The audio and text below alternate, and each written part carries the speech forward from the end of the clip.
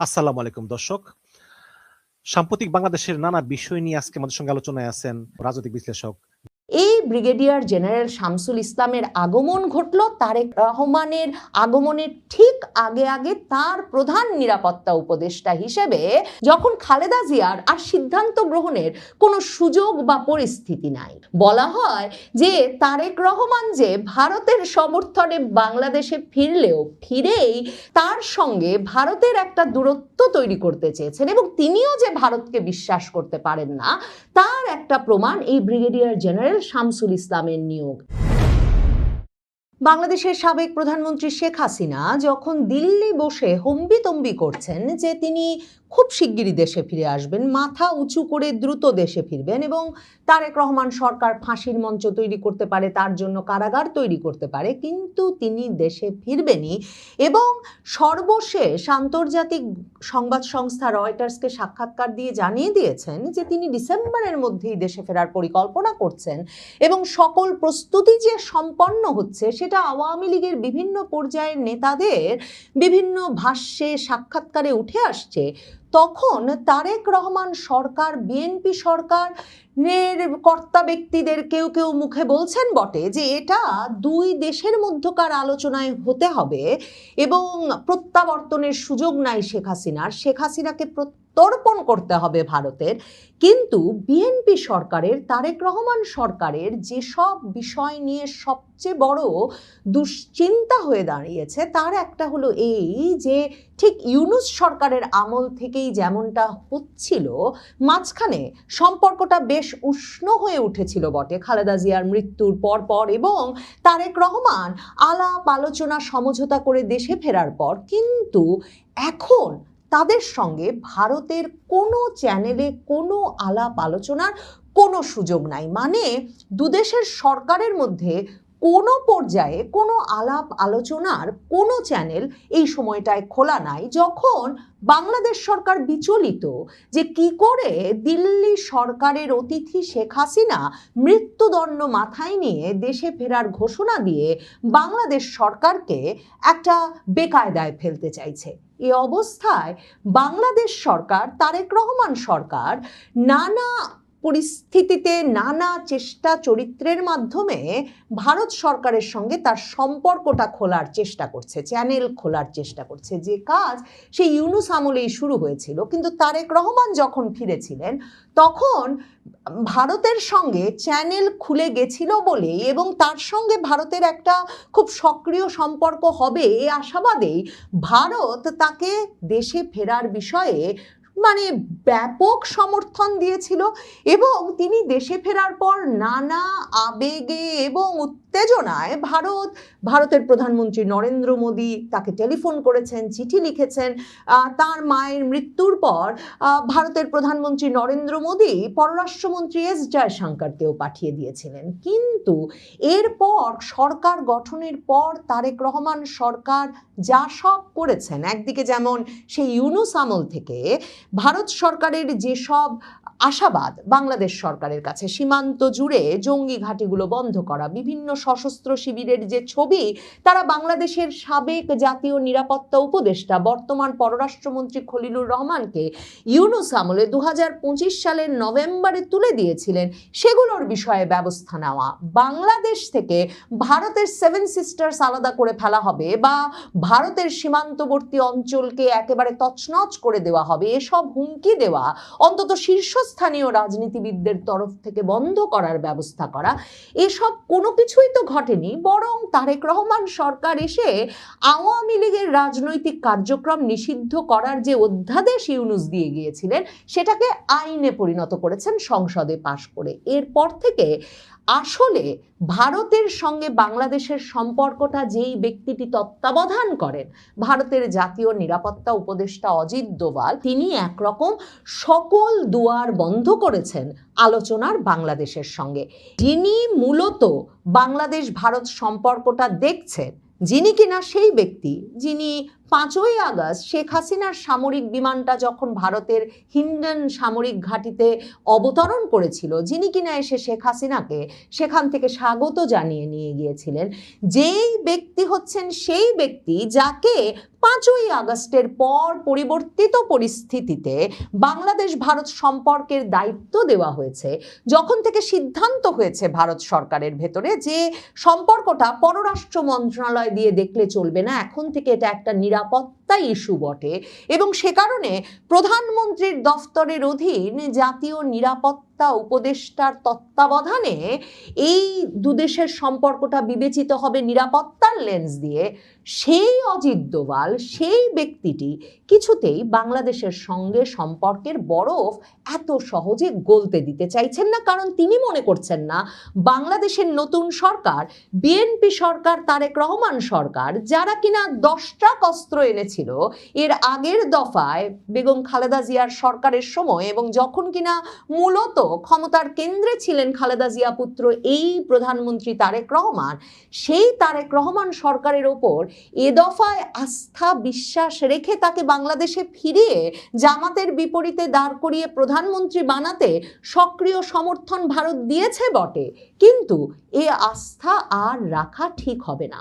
এই অবস্থায় তারেক রহমান কাকে পাঠালেন দিল্লিতে অজিত দোভালের সঙ্গে বৈঠক করতে? এর আগে সবে তারেক রহমানের আরেক উপদেষ্টা, তথ্য উপদেষ্টা ডাক্তার জাহেদুর রহমান দিল্লিতেই একটা আঞ্চলিক ফোরামের সভায় যোগ দিতে গিয়ে দিল্লি এয়ারপোর্টে হেনস্থার শিকার হয়ে দেশে ফিরে আসতে বাধ্য হয়েছিলেন। এরপর ভারতের কাছে বাংলাদেশের পররাষ্ট্র মন্ত্রণালয় কেন বাংলাদেশের প্রতিমন্ত্রী পদমর্যাদার একজন ব্যক্তির সঙ্গে এমন কাজ করা হলো সে বিষয়ে প্রশ্ন করার পর ভারত থেকে যে জবাব এসেছে, মানে তার ইমিগ্রেশনের জটিলতা কাটতে কিছুটা সময় নিয়েছিল, এজন্য এত সময় লেগেছে, তারপর তাকে ঢুকতে বলা হয়েছিল কিন্তু তিনি আর ঢোকেননি, এসব ব্যাখ্যায় বাংলাদেশ সরকার সন্তুষ্ট হয়নি। সেটা কিন্তু তখনই বাংলাদেশ সরকার বাংলাদেশের সংবাদ মাধ্যমকে জানিয়ে দিয়েছিল। এখন বাংলাদেশের প্রধানমন্ত্রী তারেক রহমানের প্রতিরক্ষা উপদেষ্টা, যিনি তারেক রহমানের অত্যন্ত বিশ্বস্ত, ঘনিষ্ঠ, এবং তারেক রহমানের ওপর যার একটা বড় ধরনের প্রভাব আছে, এমনকি তারেক রহমানের স্ত্রী, প্রধানমন্ত্রীর স্ত্রী ডাক্তার জুবায়েদা রহমানের সঙ্গে এই ব্যক্তির একটা ঘনিষ্ঠ বিশ্বস্ততার সম্পর্ক আছে, এমন কথা যে ব্যক্তি সম্পর্কে বলা হয় এবং যেসব সূত্রে তিনি প্রধানমন্ত্রীর নিরাপত্তা প্রধান হিসেবে দায়িত্ব পালন করছেন, প্রতিরক্ষা উপদেষ্টা হয়েছেন, সেই ব্রিগেডিয়ার জেনারেল শামসুল ইসলামকে তারেক রহমান পাঠিয়েছিলেন দিল্লিতে অজিত দোভালের সঙ্গে বরফ গলিয়ে আসতে, একটা বৈঠক করে আসতে। অজিত দোভালের সঙ্গে বৈঠকের সুযোগ পান নাই বটে, বলা হচ্ছে যদিও বিবৃতি দিয়ে বাংলাদেশের তরফেই যে একটা বৈঠক হয়েছে তাদের মধ্যে, কিন্তু কি আলাপ হয়েছে সে বৈঠকে সেটা যেমন প্রকাশ করা হয় নাই, তেমনি ভারতের জাতীয় নিরাপত্তা উপদেষ্টার দফতরের সূত্রে বা ভারতের সাউথ ব্লক সূত্রে এটা পরিষ্কার জানা যাচ্ছে যে দুই ব্যক্তির মধ্যে, বাংলাদেশের প্রতিরক্ষা উপদেষ্টা, বাংলাদেশের প্রধানমন্ত্রীর প্রতিরক্ষা উপদেষ্টা ব্রিগেডিয়ার জেনারেল এ.কে.এম. শামসুল ইসলামের সঙ্গে অজিত দোভাল একটা ছবি তোলার সুযোগ, হাত মেলানোর সুযোগ করে দিয়েছিলেন বটে, কিন্তু সেখানে আলোচনাটা এগোতে পারে নাই, কারণ বিমস্টেকের নিরাপত্তা উপদেষ্টাদের সম্মেলনে এই যে প্রধানমন্ত্রীর প্রতিরক্ষা উপদেষ্টাকে পাঠানো হয়েছে, ভারত সে বিষয়টাকেই সহজভাবে নেয় নাই। বাংলাদেশের জাতীয় নিরাপত্তা উপদেষ্টা পদে এখন কেউ নাই, তারপরে এই প্রতিরক্ষা উপদেষ্টা ব্যক্তিটাই বা কে, এবং এই প্রতিরক্ষা উপদেষ্টাকে ভারতের বিশ্বাসভাজন করে তুলতে নানা রকম কৌশলের প্রয়োগ করতে হয়েছে সাম্প্রতিক সময়ে। এসব খবরও বাংলাদেশের সেনা গোয়েন্দা সংস্থা ভারতের নানা সূত্রে পরিষ্কারভাবে জানা যাচ্ছে। খালেদা জিয়া যখন কোমায়, মৃত্যুশয্যায় হাসপাতালে, এবং তার পুত্র তারেক রহমান যখন অবশেষে দেশে ফেরার অনুমোদন পেলেন, তার ঠিক আগেই, মানে 25শে ডিসেম্বর দেশে ফেরার ঠিক আগে তার মার যখন আসলে জ্ঞানে নাই, সে সময়ে তিনি তার মা এবং তার যে নিরাপত্তা বিধানের দায়িত্বে নিযুক্ত চেয়ারপারসন সিকিউরিটি ফোর্স, তার নিরাপত্তা প্রধানের পদে পরিবর্তন আনেন। ওই পদে 2008 সাল থেকেই দায়িত্ব পালন করে আসছিলেন খালেদা জিয়ার অত্যন্ত ঘনিষ্ঠ, বিশ্বস্ত এবং বিএনপিতে অত্যন্ত প্রভাবশালী ফজলে এলাহি আকবর। যেই ফজলে এলাহি আকবর কিন্তু সেনাবাহিনীর সঙ্গে তারেক রহমানের যে ব্যাপক দূরত্ব হয়েছিল সেটা অবসান ঘটিয়ে কি করে তাকে দেশে ফেরানো যায় এবং ভারতকে এক রকমের তার আসার বিষয়ে পক্ষে নিয়ে আসতে, বিশেষ করে ভারতীয় সেনা পক্ষটাকে তারেক রহমানের প্রত্যাবর্তনের পক্ষে নিয়ে আসতে সক্রিয় ভূমিকা পালন করেছিলেন। ওই যেই সাবেক সেনা কর্মকর্তাদের বৈঠকে ভার্চুয়ালি যোগ দিয়ে তারেক রহমান মাফ চাইলেন তার ব্যবহারের জন্য এক সাবেক সেনা কর্মকর্তার কাছে, সেই বৈঠকটাও কিন্তু ফজলে এলাহি আকবরের করা। অথচ ফজলে এলাহি আকবরকে পাশে সরিয়ে রেখে এই ব্রিগেডিয়ার জেনারেল শামসুল ইসলামের আগমন ঘটল। তারেক রহমানের আগমনের ঠিক আগে আগে তার প্রধান নিরাপত্তা উপদেষ্টা হিসেবে, যখন খালেদা জিয়ার আর সিদ্ধান্ত গ্রহণের কোনো সুযোগ বা পরিস্থিতি নাই। বলা হয় যে তারেক রহমান যে ভারতের সমর্থনে বাংলাদেশে ফিরেই তার সঙ্গে ভারতের একটা দূরত্ব তৈরি করতে চেয়েছেন এবং তিনিও যে ভারতকে বিশ্বাস করতে পারেন না তার একটা প্রমাণ এই ব্রিগেডিয়ার জেনারেল শামসুল ইসলামের নিয়োগ। এবং তার নিয়োগটা সরাসরি এক রকমের তদবির করেছিল পাকিস্তানের গোয়েন্দা সংস্থার বিভিন্ন সূত্র, যারা বলেছিল যে ভারত ঘনিষ্ঠ ফজলে এলাহি আকবরকে সরিয়ে এই পাকিস্তান ঘনিষ্ঠ ব্রিগেডিয়ার জেনারেল শামসুল ইসলামকে তারেক রহমানের নিরাপত্তা উপদেষ্টা করাই তারেক রহমানের জন্য নিরাপদ হবে। এরপর সরকার গঠনের পর সেই ব্যক্তিকেই প্রতিমন্ত্রী পদমর্যাদায় প্রতিরক্ষা উপদেষ্টা হিসেবে নিয়োগ দিয়েছেন তারেক রহমান। এখন অজিত দোভালের সঙ্গে সাক্ষাৎ করতে যে সেই প্রতিরক্ষা উপদেষ্টাকে তারেক রহমান পাঠালেন, কি সূত্রে পাঠালেন, মানে তিনি কেন ভাবছেন তার পাকিস্তান ঘনিষ্ঠ বলে পরিচিত হয়েছেন যেই ব্রিগেডিয়ার জেনারেল শামসুল ইসলাম, তিনি ভারতে বিমস্টেক নিরাপত্তা উপদেষ্টার সম্মেলনে গেলে ভারত তাকে গ্রহণ করবে এবং কেনই বা ভাবলেন অজিত দোভালের সঙ্গে তিনি সাক্ষাতের সুযোগ পাবেন? কারণ এরই মধ্যে নাকি প্রতিবেশী একটি দেশের গোয়েন্দা সংস্থা রীতিমতো এই প্রতিরক্ষা উপদেষ্টার স্ত্রীর এমন সব ছবি প্রকাশ করেছেন যে সাইবার সিকিউরিটি আইনে তাতে মামলা হয়েছে বটে, কিন্তু শামসুল ইসলামের পুরো পরিবারকেই একটি দেশ তাদের ঘনিষ্ঠ করে তুলতে পেরেছে বা এক রকমের তাদের হাতের মুঠোয় নিয়ে আসতে পেরেছে। এই পরিস্থিতিতেই বিমস্টেকের জাতীয় নিরাপত্তা উপদেষ্টাদের সম্মেলনে যোগ দিতে দিল্লিতে যে তারেক রহমানের দূত হিসেবে তারেক রহমানের প্রতিরক্ষা উপদেষ্টা ব্রিগেডিয়ার জেনারেল শামসুল ইসলাম যাচ্ছেন, সেটা যে পররাষ্ট্র মন্ত্রণালয় বৈঠক 16 তারিখ, কিন্তু তার আগের সপ্তাহেই সংবাদ মাধ্যমের সামনে একরকম ঘোষণা দিয়ে বসলো এবং সেখানে বলল যে তারা আশা করে ভারত সকল রকম কূটনৈতিক মর্যাদা এবং সহবত বজায় রেখে বাংলাদেশের পাঠানো উপদেষ্টাকে সম্মানের সঙ্গে গ্রহণ করবে। সেটা এক রকমের বার্তা এবং আকুতি ভারত সরকারের প্রতি, যাতে বাংলাদেশের একজন প্রতিমন্ত্রী পদমর্যাদার প্রধানমন্ত্রীর উপদেষ্টাকে ভারত এ দফায় ডাক্তার জাহেদুরের মতো হেনস্থা না করে তাদের সাথে এক টেবিলে, আঞ্চলিক বৈঠকের এক টেবিলে সমমর্যাদায় হাজির হওয়ার সুযোগ করে দেয়। ব্রিগেডিয়ার জেনারেল শামসুল ইসলাম অজিত দোভালের সঙ্গে বৈঠকের আশায় 16 তারিখের বৈঠকের দুদিন আগে 14 জুলাইতেই তার স্ত্রী সহ ভারত গিয়ে উপস্থিত হয়েছিলেন বটে, কিন্তু দিল্লিতে শেষ পর্যন্ত অজিত দোভালের সঙ্গে তার বৈঠকে দারুণ কোনো ফল এসেছে সেটা বলা যাচ্ছে না, কারণ কি আলোচনা হয়েছে সে বিষয়ে কোনো কিছুই বিস্তারিত জানাবার মতো নেই বলেই সম্ভবত তা পররাষ্ট্র মন্ত্রণালয় জানাতে পারছে না। তবে পররাষ্ট্র প্রতিমন্ত্রী শামা ওবায়েদ বলেছেন যে শুধু শেখ হাসিনার বিষয়টি নিয়েই যে ভারত বাংলাদেশ সম্পর্কটা আটকে থাকবে না, সেটা এই সফর থেকেও প্রমাণিত হয়। বিমস্টেকে প্রতিরক্ষা উপদেষ্টার, জাতীয় নিরাপত্তা উপদেষ্টাদের সেই সম্মেলনে যোগ দিতে দিল্লি যাওয়ার মাধ্যমে প্রমাণ হয়েছে যে বাংলাদেশও ভারতের সঙ্গে বিভিন্ন পর্যায়ে সম্পর্ক সক্রিয় রাখতে আগ্রহী। সুপ্রিয় দর্শক, সাজ্জাদ কাদিরের শুভেচ্ছা নিন। এই মুহূর্তে আপনাদের সামনে কথা বলতে চাই শেখ হাসিনার স্বদেশ প্রত্যাবর্তনের আগেই আওয়ামী লীগে বড় পরিবর্তন। কি সেই পরিবর্তন?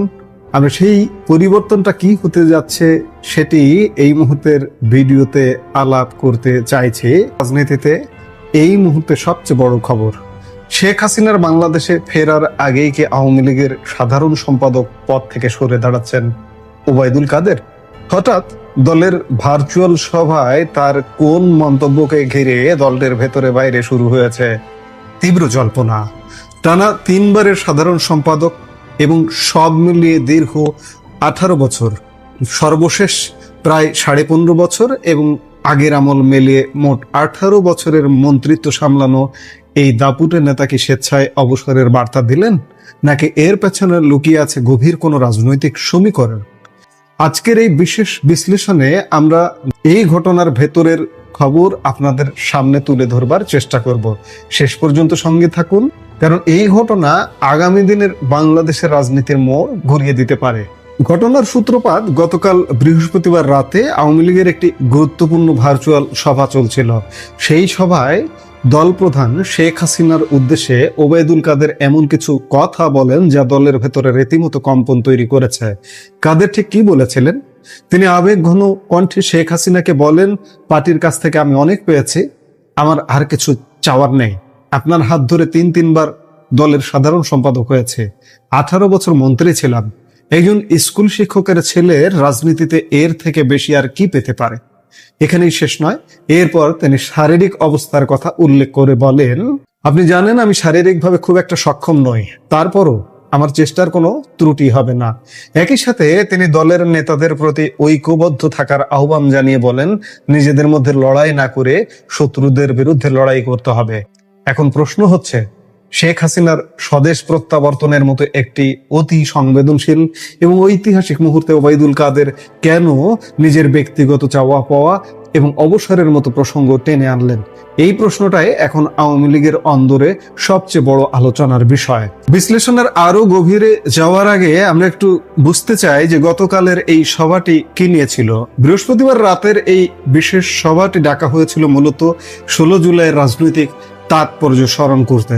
আওয়ামী লীগ এই দিনটিকে শেখ হাসিনার কারাদিবস হিসেবে পালন করে আগে থেকেই। 2007 সালের এই দিনে তৎকালীন তত্ত্বাবধায়ক সরকার তখনকার বিরোধী দলীয় নেত্রী শেখ হাসিনাকে গ্রেপ্তার করেছিল। এর পাশাপাশি দিনটি গোপালগঞ্জ গণহত্যা দিবস হিসেবে পালিত হচ্ছে এবছর থেকে, কারণ গত বছর 2025 সালে গোপালগঞ্জে সেনাবাহিনীর অভিযানে আওয়ামী লীগের বেশ কিছু নেতা নিহত হয়েছিলেন। এই ঐতিহাসিক ও আবেগময় দিনে দলের শীর্ষ নেতা থেকে শুরু করে স্বয়ং শেখ হাসিনাও তার স্বদেশ প্রত্যাবর্তন নিয়ে কথা বলেন। শেখ হাসিনা ব্যাখ্যা করেন কেন তিনি দেশে ফিরে আদালতে আত্মসমর্পণের সিদ্ধান্ত নিয়েছেন। শুধু তাই নয়, তিনি একটি বড় নির্দেশ দিয়ে বলেন, শুধু শীর্ষ নেতারা নন, যেসব নেতাকর্মী ও সমর্থকের নামে মামলা রয়েছে তারা সবাই যেন একই দিনে নেত্রীর সাথে আদালতে আত্মসমর্পণ করেন। আর এই ঘোষণার পরে ওবায়দুল কাদের নেত্রীর এই সিদ্ধান্তকে দক্ষিণ এশিয়ার রাজনীতিতে একটি নজিরবিহীন ও সাহসী সিদ্ধান্ত বলে উল্লেখ করেন এবং দাবি করেন এই ঘোষণায় বর্তমান সরকারের খুঁটি নড়ে গেছে। কিন্তু শেখ হাসিনার এমন লড়াকু নির্দেশের বিপরীতে ওবায়দুল কাদেরের সুর কেন এতটা নরম বা বিদায় মনে হলো? এর পেছনে রয়েছে তার বর্তমান পরিস্থিতি। 2024-এর ষড়যন্ত্রের সরকার পতনের বেশ কয়েক মাস পর ওবায়দুল কাদের দেশ ত্যাগ করেন এবং বর্তমানে তিনি দেশের বাইরে অবস্থান করছেন। আমরা জানি ওবায়দুল কাদেরের আগেও বাইপাস সার্জারি হয়েছিল।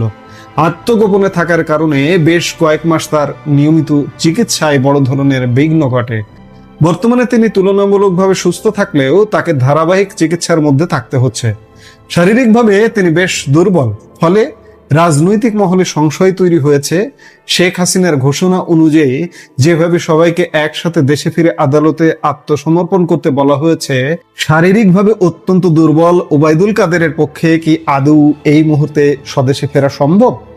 আওয়ামী লীগের একাংশের নেতাদের ধারণা ওবায়দুল কাদের নিজের এই শারীরিক সীমাবদ্ধতা এবং রাজনৈতিক বাস্তবতা খুব ভালো করে বুঝতে পারছেন, আর সেই কারণেই তিনি শেখ হাসিনার দেশে ফেরার আগে সাধারণ সম্পাদকের পদ থেকে সম্মানজনকভাবে সরে যেতে চাইছেন। সবার ভেতর তিনি নিজেদের মধ্যে লড়াই না করার জন্য যে বার্তা দিয়েছেন তার উদ্দেশ্য হলো তার উত্তরসূরি বা পরবর্তী সাধারণ সম্পাদক বাছাইয়ের প্রক্রিয়াটি যেন কোনো রকম বিবাদ বা কোন্দল ছাড়াই সম্পন্ন হতে পারে। এর পেছনে আরো একটি বড় কারণ দেখছেন রাজনৈতিক বিশ্লেষকরা।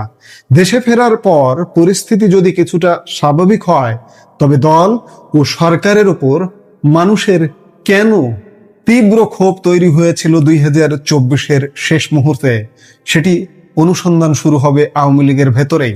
24-এর ষড়যন্ত্র কেন ঠেকানো গেল না, কোথায় ভুল ছিল, তা নিয়ে দলের ভেতরে জবাবদিহি তৈরি হবে।